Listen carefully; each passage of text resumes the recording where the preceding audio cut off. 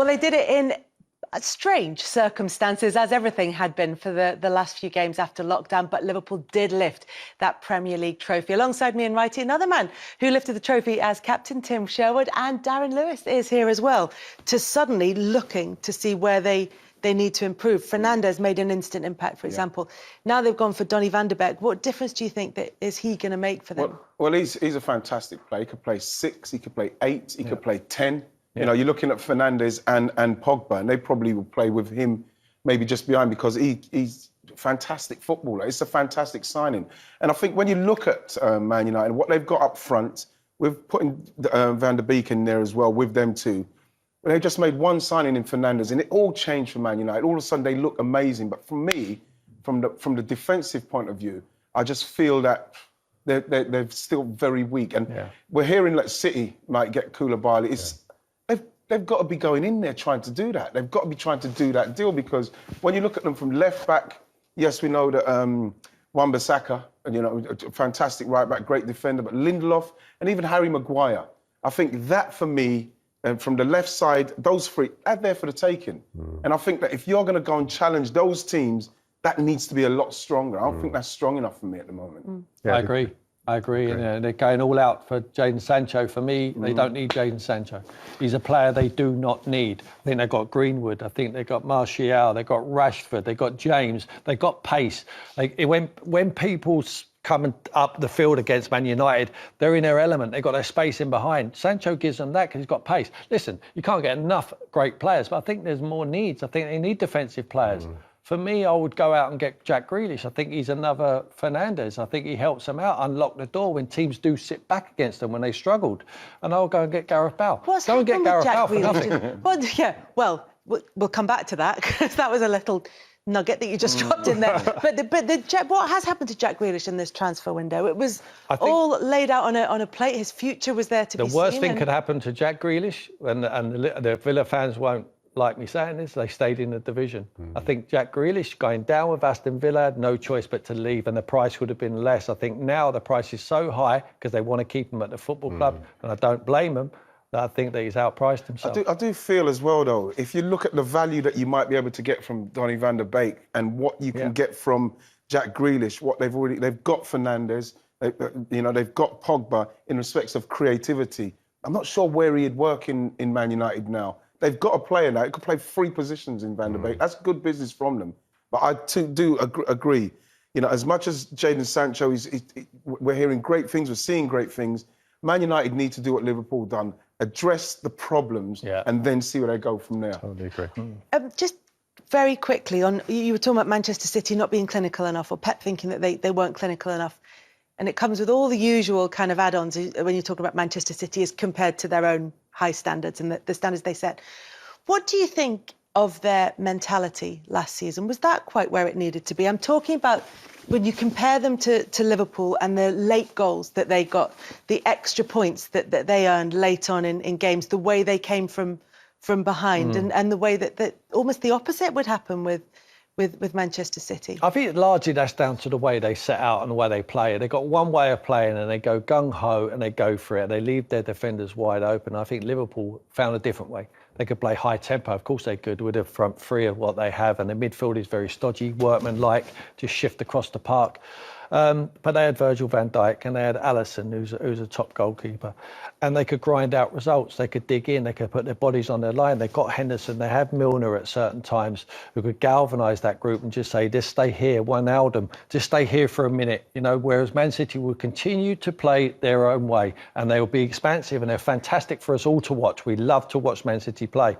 But sometimes in the Premier League, the most competitive league in the world, you need to grind out results. And I think Liverpool did that better than City. And the reason I ask it is because this season, they're going to be stung by what happened last time around. And if that might just give them those, I don't know, that intangible thing that you can, as you say, go and grind out results, just that extra bit of yourself that you can dip into. But I think that what we can't underestimate is how great Liverpool were, and that with a Manchester City side that everybody's thinking, well, this team's going to just, with Pep, they're going to blast it for the next 5-6 years. For Liverpool to come and stop them literally in their tracks like they did so impressively, I think that literally, the player, to a man in that dressing room, they were shocked. Yeah. They were shocked by that. And then what happened is that in this league, like Tim's right, it's the most competitive, it's the best league in the world.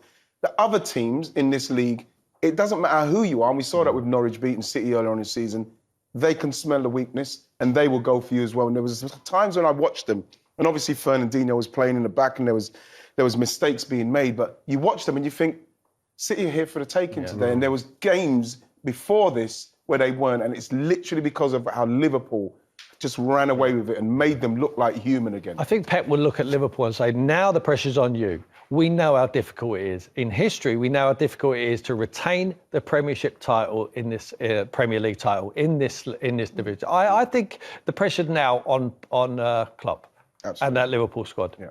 And Pep will know he cannot drop unnecessary points. He need to keep their foot down on the metal all of the time. They need to bring in some new bodies into the squad. I think they'll do that by the end of the transfer window. For me, Man City are the team to beat, and I think Liverpool have got the pressure on them.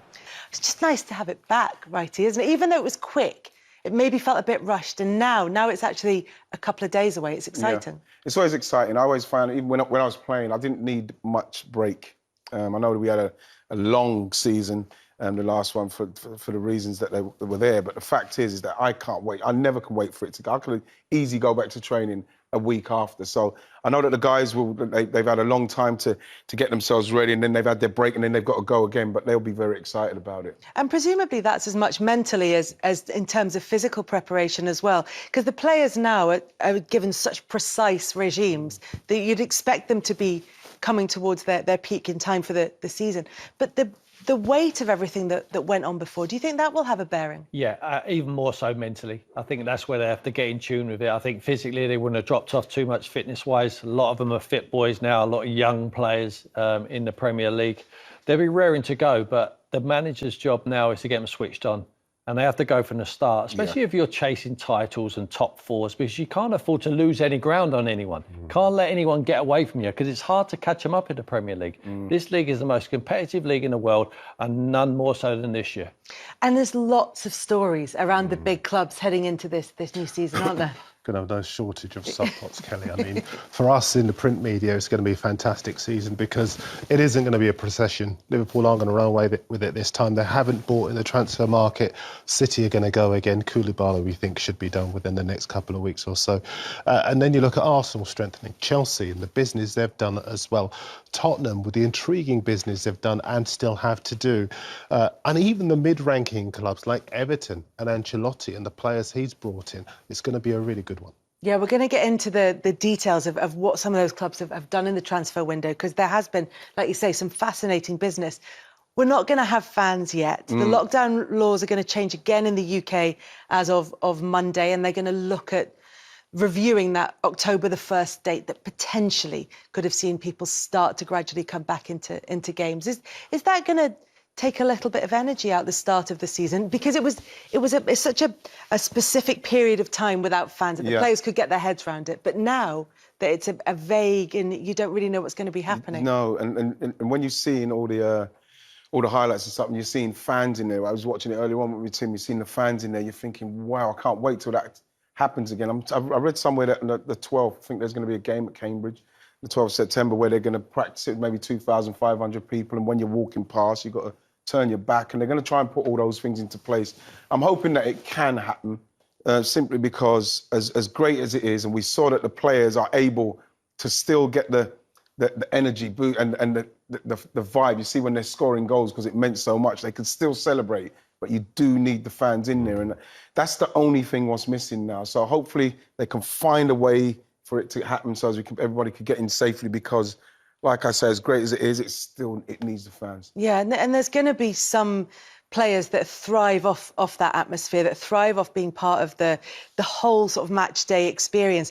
But equally, there will be players who are maybe at a new club, who might have a slow start, where actually it could do them a favour. Yeah, it could take the pressure off them somewhat. I think Martinez, who's nearly Arsenal goalkeeper, who come in and done so brilliantly, you have to ask questions. Where has he been? You know, why was he so good? Was it because the fans are not there? Was it because the pressure was off him? they would be the questions I'll be asking him, because he's nearly the longest serving player at the football club. So he was so good when he come in for Arsenal. Perhaps he can't perform in front of fans. So it will benefit him.